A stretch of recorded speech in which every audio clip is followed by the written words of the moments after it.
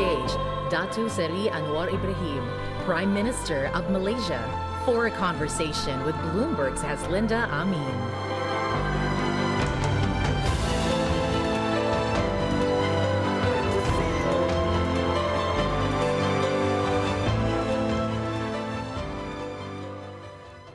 Prime Minister Anwar Ibrahim has been in power for 18 months, and in that time, he's managed to bring stability to his government, much to the surprise of the naysayers. It is, after all, an alliance which includes foes turned allies. Prime Minister Anwar Ibrahim, it's good to see you again. Thank you, Haslinda. Before we get to the crux of the conversation, I'd like to address the elephant in the room, a Bloomberg report which prompted a robust response from you. And it's hurt relations somewhat, so I just want to get it out there so that we can move on. The Bloomberg report said that you held early-stage discussions for a casino in Forest City, and you said they were lies. So, Prime Minister, there were no discussions, no meeting that happened, and linked to that, would your government consider a second casino in the country, or would you adopt a no-casino policy under your administration? Affirmative, no. There's no necessity for Malaysia to venture into casino business. We are focusing on digital transformation, energy transition, AI, and we believe that this is adequate to push the country forward. Now, the complication with the casino was that nobody actually referred to us to check the facts and the veracity of the information. And number two, it complicates because the king's name was somewhat implicated or insinuated. And in our system, although it's a constitutional monarchy, the person monarchy highly respected and regarded. And it's grossly unfair, not only for you, but then abused by some other members of the opposition to say that the Prime Minister and the King is in cohort trying to open up a new casino. And that was why I took a very strong position, because it is, again, manifestly unjust to drag the name of the King, because the King is not a politician. They are not at liberty to respond. And the system of the royal members is that the paraphernalia must be respected, how we address them, and the fact that they are accorded with dignity and respect. That was why I took that, but nobody was arrested or the media was banned. They were just the process asking questions, and I think we move on. We move on, just to be sure to put it out there, no casino under your administration. Let's talk about the economy. Almost 2 years on, is the Malaysian economy where you thought it would be? Because when you speak to some investors, they say, you know, they've been pretty frustrated because of the slow rollout in your reforms. They point perhaps to the slowness, the delay in cutting fuel subsidies, which would add to the coffers, improve your fiscal position. Your response to that? Well, we have undertaken these stringent measures. I've inherited a system where we have 1.5 trillion debt deficit for 5.6. Now, of course, I have to deal with this. Now, an abrupt, radical change would result in a lot of frustrations and anger. We have seen the so-called reform agenda in many of the countries in Europe. It's a disaster. You assume that the elites have all the answers without even interacting with the masses. And I think this is the flaw, basic flaw of the so-called elitist democratic ideals. Now, what we have done is, firstly, the issue of transparency, the issue of strong call for anti-corruption measures. All procurements must be through proper, transparent tender exercise, which did not happen. That's why corruption became endemic, and we lost billions in the process. But have we not taken measures? No, we did. The fact, Haslinda, that we focus on proper tender process, that saved billions. And this is a major shift from the old corrupt policies. Secondly, we have undertaken, for example, electricity.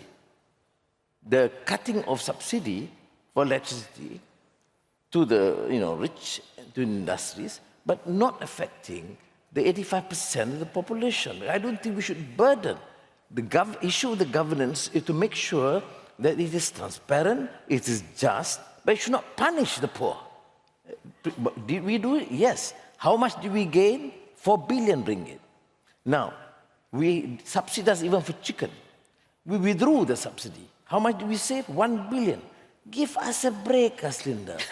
Don't force us to make all these measures in 1 year. So when it comes to the cut in fuel subsidies, can we expect that in June? Some say perhaps by year end. Can you give a time frame? We acknowledge diesel and oil. Our prices is the cheapest. I mean, Malaysian price is cheaper than even Saudi Arabia. So I concede things need to be done. But it has to be done judiciously, because in no way will I punish the masses. You see, inflation can be a problem. What can be the priority? The priority is to stop the wastage and the leakages. If we can reduce the leakages and stop the waste and and corruption. Can you commit, corruption, though, when those cuts will be happening? What is the priority? Do we need the funds? Yes. How do we need the funds? Cut the excesses, the waste. Stop the corruption. We can save billions in the process.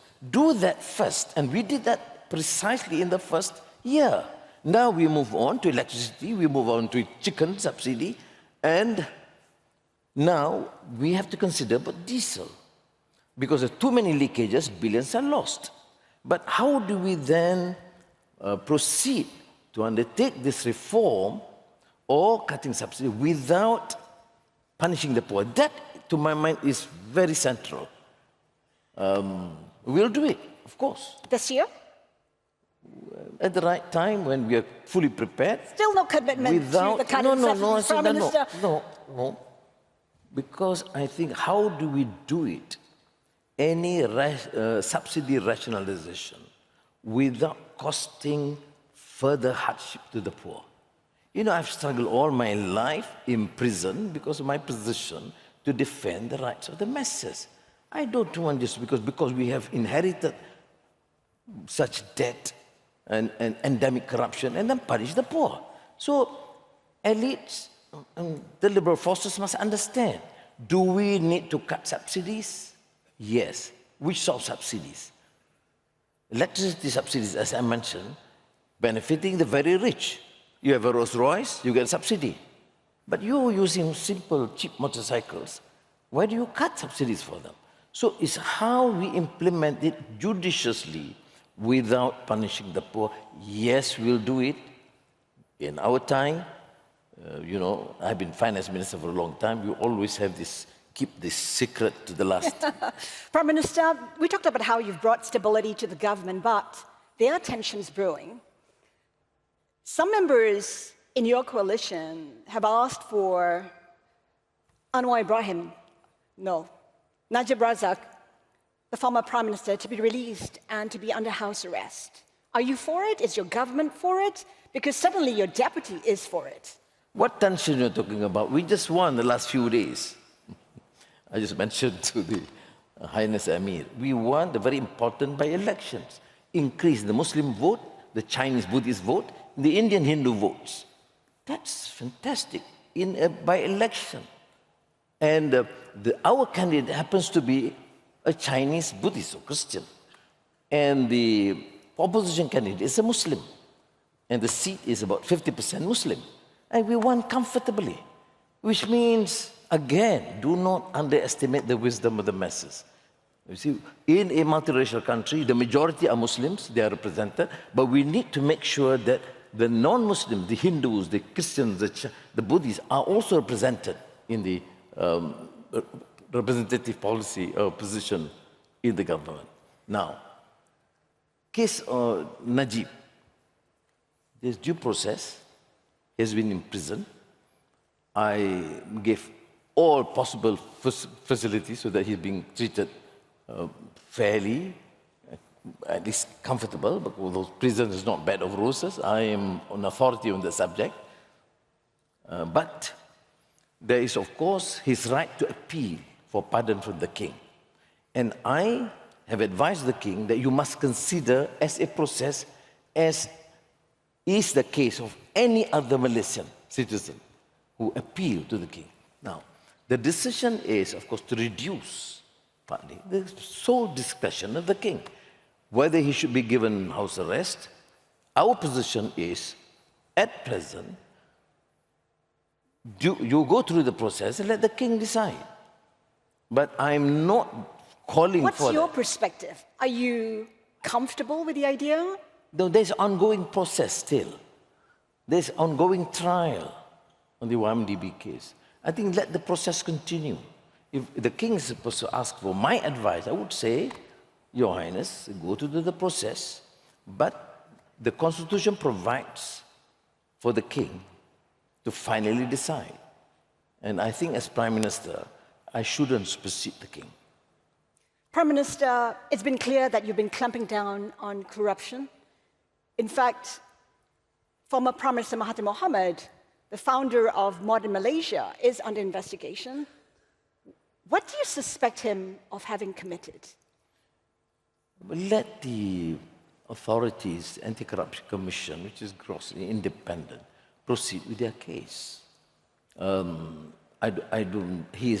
He has not been charged? No, he has not been charged. So, and the investigations initial, I mean, there were investigations of his children, which amassed, abundant wealth, and I think they have to explain.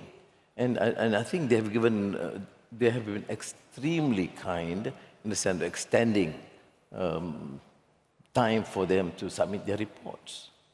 Some say that your government chooses who to prosecute and who to exonerate when it comes to corruption.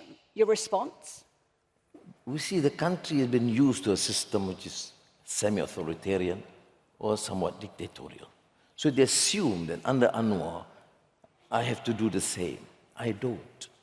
The Anti-Corruption Commission is independent, so is the judiciary, which is widely regarded now under the lady Chief Judge, fiercely independent.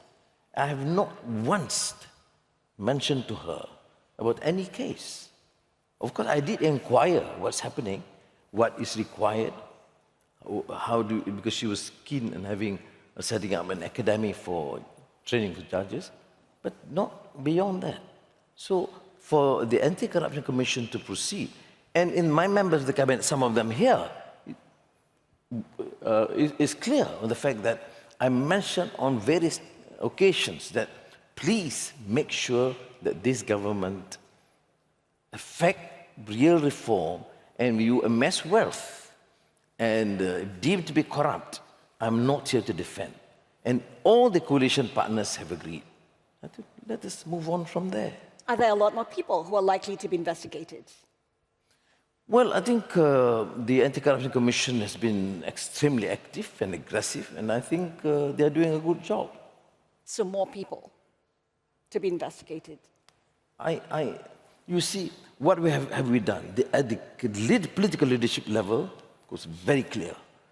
Everything has got to be transparent, and tender process must be observed. But of course, since the system has been endemic, you have sometimes reports about immigration or customs happening, and they know that they'll be charged.